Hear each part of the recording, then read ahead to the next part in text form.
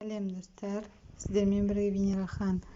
Бүгінгі видеода сіздерге 42.500-ді қалай қайтару керектігін үйретемін. Каспий Голдқа кіресіз, платежиға кіресіз.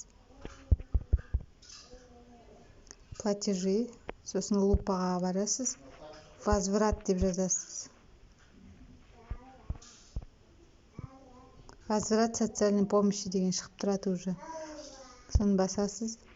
Иіңіз шығып тұрады, продолжить дегенді басасыз. Сол кезде мына жерде аты жөніңіз барлығы шығып тұрады. Мында обязательно өзіңіздің иіңіз шығып тұрады. Продолжить дегенде уже сіздің аты жөніңіз бәрі шығып тұрады. Мына жерде выбрать счет оплаты дегенде Каспий Голд таңдайсыз. Өзіңізге керекті счет оплатаны таңдайсыз. К оплате деп басасыз. Болды. Народный банктан да төлеуге болады. Үйден бармай төлесеңіз, осы Каспий Голд арқылы төлегеніңіз дұрыс болады. Народный банкке барып та төлеуге болады. Екі түрлі вариант. Мені тыңдағаныңыздарға рахмет достар. Сау болыңыздар, аман болыңыздар. Қазақ ел аман болсын.